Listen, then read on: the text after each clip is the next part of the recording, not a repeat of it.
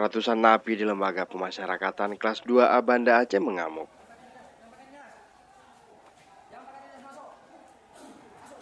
Para napi menyerang sipir dengan batu.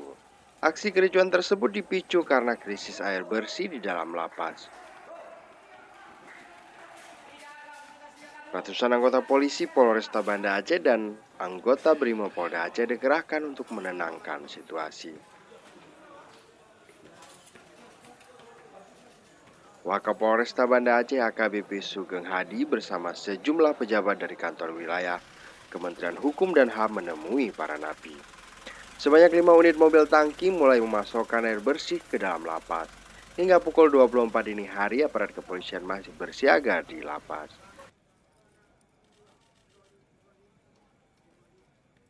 Dari Banda Aceh, Indra Saputra melaporkan untuk Aceh Video.